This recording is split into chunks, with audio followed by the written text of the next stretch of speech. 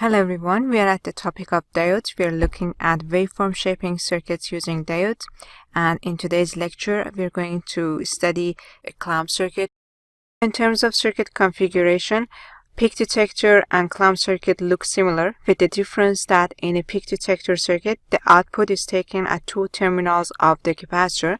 However, for a clamp circuit the output is taken at two terminals of the diode. We saw that in a peak detector circuit the output is going to be equal to the peak value of input signal. In a clamp circuit the output is going to be equal to the input signal but with some DC shift. So in this clamp circuit, we are going to assume that the voltage across the capacitor initially is equal to 0. This green graph shows the voltage across the capacitor VC.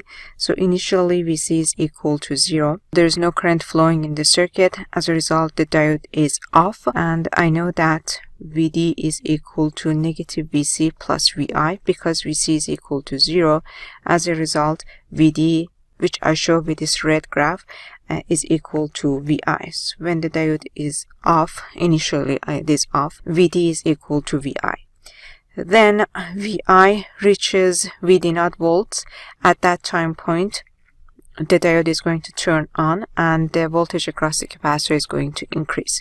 When the diode is on, Vout or VD is going to be a constant value equal to VD0, which is this range, and the voltage across the capacitor is going to increase.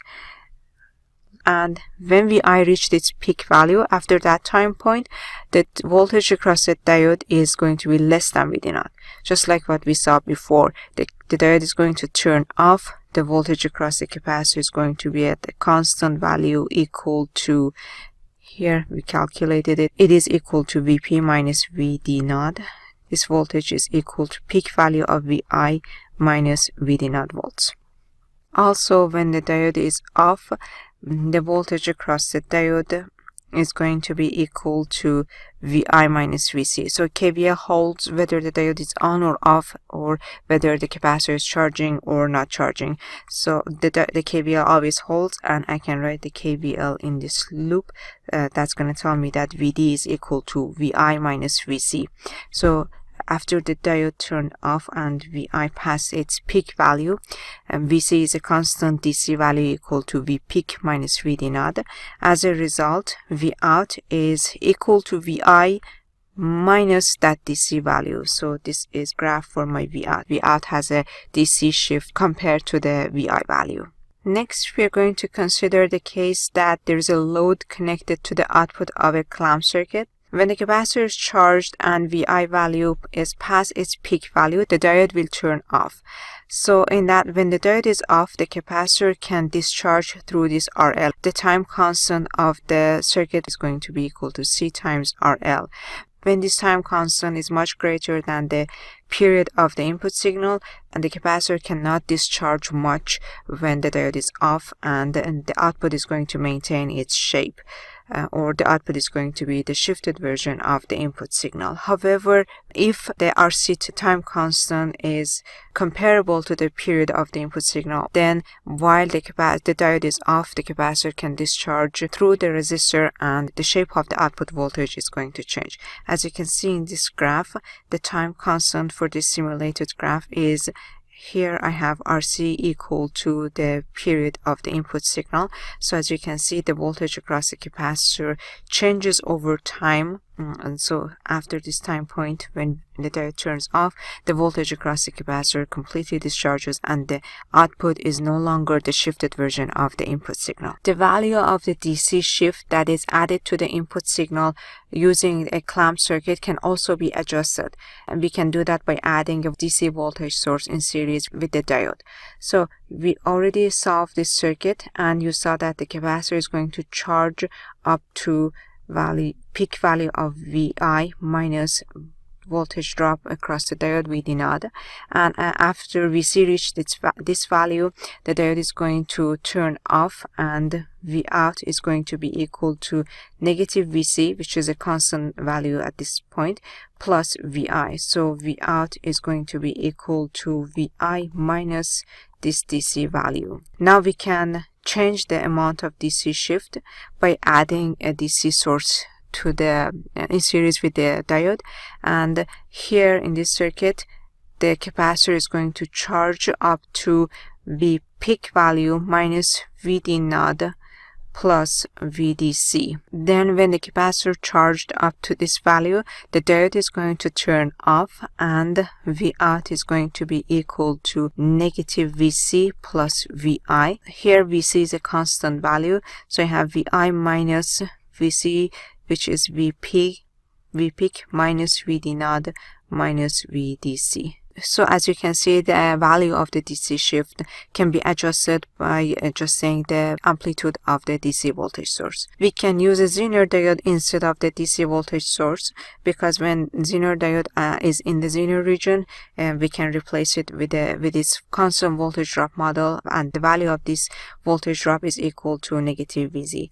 So this is my VD and VD1, and this is VD2, and here after the capacitor is charged and the diodes are off, V out is going to be equal to negative VC, and this is my VC, negative VC plus VI, and VC is a constant number, so VI minus the voltage across the capacitor is going to be equal to V peak minus VD0 minus VZ Zener. Clamp circuits can also be used to add a positive DC shift to the input signal, and this can be done by reversing the direction of the diode in the previous circuit. The labeling of V out and VC in the below graph belongs to the clamp circuit. Looking at the clamp circuit, the diode is going to be off when the value of VI is greater than negative VD naught. So I need to have VI more negative than negative VD node to be able to turn the diode on, and also I'm going to assume that the initial charge on the capacitor is equal to 0, so VC is initially equal to 0. For these time points, VC is equal to 0, and for these time points, VI is less than negative VD node volts. So the diode is off and VC is equal to 0, so I know that VD is equal to negative VI plus VC, so VD is equal to negative VI. V out is equal to negative VD.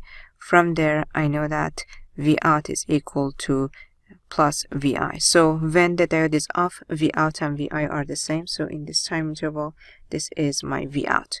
Now VI goes below negative VD naught volts, so the diode turns on and V out is going to be equal to a constant value. V out is equal to negative VD naught. So V out is equal to negative VD naught. Then also, while VI was between negative VD naught and negative peak value, for these time intervals, for these VI values, the value of the voltage across the capacitor was equal to VC was equal to VI plus VD node. So VI is a negative value and VD node is a positive number, so this is my VC. After the VI reached its peak value, the diode is going to turn off. After the diode turned off, VC is going to be at a constant value equal to negative V peak plus VD node. So this is the graph for VC. I know KVL always holds, so V out is going to be equal to negative VC plus VI, and I know that the diode is off.